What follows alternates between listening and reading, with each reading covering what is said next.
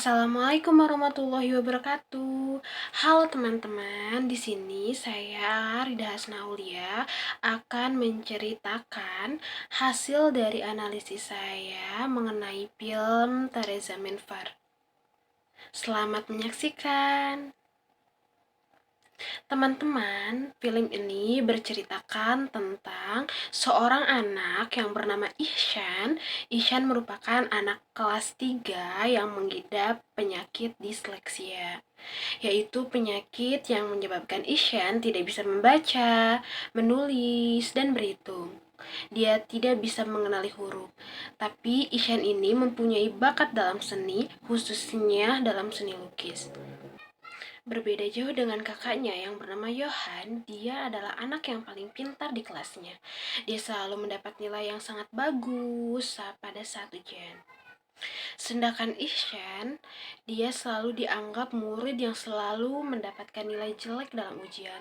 Dicap murid yang tidak tahu malu, suka melamun sendiri, murid yang suka menyendiri, pemalas, nakal, bahkan sering membolos sekolah. Suatu hari, Ihsan ini berkelahi dengan temannya yang bernama Rajit. Dan Ihsan disebut idiot oleh temannya itu. Setelah berkelahi, Ihsan pun pulang dan menangis. Akibat perkelahian itu, ibu Rajit mendatangi rumah Ihsan dan menyalahkan Ihsan atas perlakuannya, yang menyebabkan anaknya itu terluka. Film dilanjutkan dengan si Ihsan suruh membaca oleh gurunya. Namun, Ihsan ini malah membaca dengan tidak jelas karena dia melihat huruf-huruf itu seperti menari.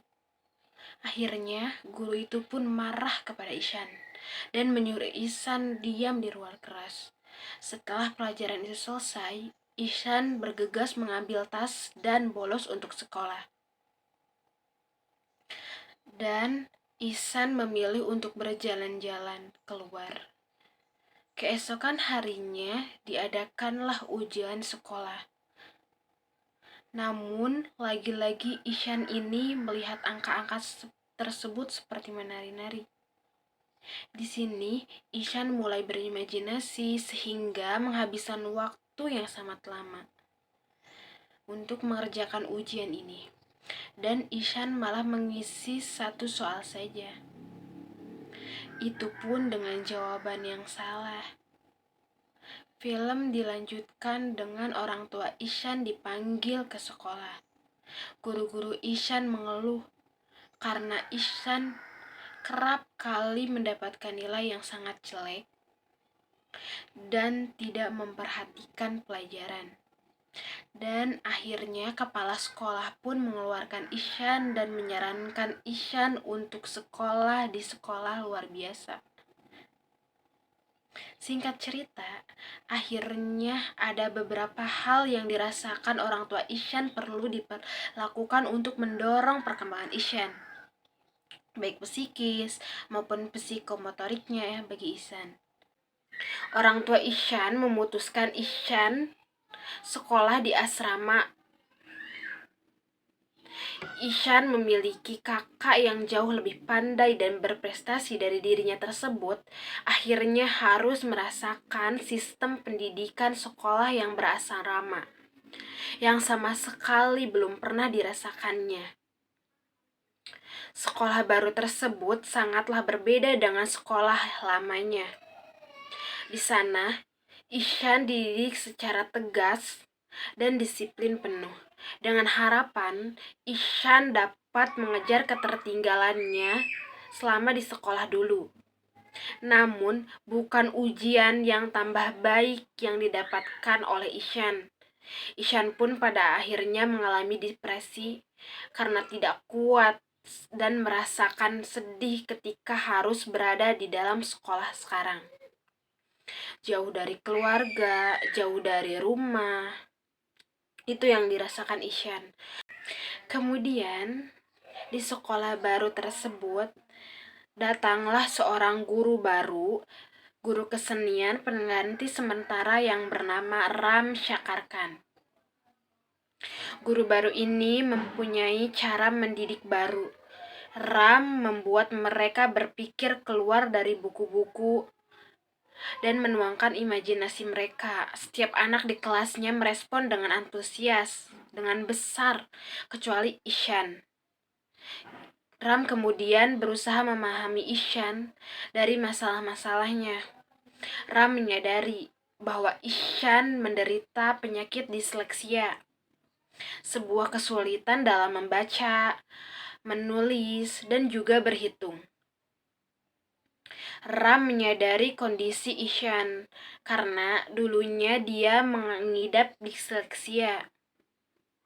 Padahal sebenarnya seseorang yang mengalami disleksia memiliki kemampuan inteligensi yang sangat tinggi. Jika tidak diasah dengan kesabaran dan keterampilan dalam mendidik, maka sang anak akan terus terjerat dalam ketidaktahuan membaca dan menulis. Ia mencontohkan tokoh-tokoh dunia yang mengalami disleksia, sehingga melejitkan semangat Ishan dalam belajar. Dengan waktu, kesabaran, dan perawatan, Ram berhasil mendorong tinggi kepercayaan Ishan. Dia membantu Ishan dalam mengatasi masalah pelajarannya dan kembali menemukan kepercayaan yang hilang. Ia mampu mengajak anak didiknya itu memahami dan menyeberangi lautan ilmu dengan proses menyenangkan. Ram menyadarkan orang tua Ishan bahwa anaknya mengalami disleksia. Setelah menemui orang tuanya Ishan, Ram kemudian memohon kepada sang kepala sekolah asrama agar Ishan diberi kemudahan dan tidak dikeluarkan dari sekolah, di mana ia nantinya yang akan membantu Ishan agar dapat membaca dan menulis. Kemudian, untuk meningkatkan kepercayaan diri Ishan dan memperlihatkan kelebihan Ishan dalam melukis, Ram mengadakan lomba melukis bagi guru dan murid di asrama tersebut. Ishan keluar sebagai pemenang hasil pelukisnya, dan juga lukisan Ishan dijadikan sebagai sampul buku tahunan tersebut. Selain itu, di akhir sekolah, nilai-nilai Ishan pun tidak lagi di bawah rata-rata. Ia sudah mampu bersaing dengan teman-temannya. Poin selanjutnya ada analisis tokoh film Teresa Minfar. Tokoh pertama adalah tokoh Ishan. Ishan sendiri merupakan murid kelas 3 yang mengidap penyakit disleksia, yaitu penyakit yang menyebabkan Ishan tidak bisa membaca, menulis, berhitung. Dia tidak bisa mengenali huruf. Dia juga kerap kali mengalami kesulitan saat memakai baju, menalikan sepatu, serta kesulitan dalam mengikuti beberapa perintah, atau bisa disebut juga lemah dalam refleks. Di balik kekurangan dia, Ihsan memiliki pemikiran yang tajam dan dengan imajinasi yang jelas dan sangat berbakat dalam seni, terutama seni melukis. Tokoh kedua yaitu Ram Shakarkan. Ram Shakar merupakan guru seni yang sangat peduli terhadap muridnya dan juga sangat memperhatikan anak didiknya. Bahkan saat bertemu dengan Ihsan pun dia sangat sedih karena mengetahui kondisi Ihsan yang tidak baik-baik saja. Ram Shakar merupakan guru yang sangat sabar. Dia melatih Ihsan secara perlahan untuk membaca dan menulis, serta menghitung dengan cara yang paling dianggap efektif dengan metode yang sangat baik. Yang ketiga adalah tokoh Yohan Awashi. Tokoh ini adalah kakak dari Ihsan. Dia adalah kakak Ihsan yang sangat pandai, bahkan kerap kali mendapatkan nilai yang sangat sempurna. Yohan kakak yang baik bagi Ihsan. Walau orang lain kerap menganggap Ihsan idiot, tapi dia sering memanggil Ihsan jagoan dan selalu memuji karya-karya Ihsan. Selanjutnya adalah tokoh Bapak. Bapak Ishan selalu memaksakan anaknya untuk menanggung beban ambisinya. Dia kurang mengerti terhadap anaknya. Setiap anak berbeda. Cepat atau lambat, mereka akan belajar dengan caranya sendiri dan langkahnya sendiri. Bapak Ishan ini tidak pernah mengerti anaknya. Bapaknya mengira dia hanyalah anak yang nakal, anak yang bodoh, anak yang kurang pintar. Selanjutnya ada tokoh Ibu Ishan.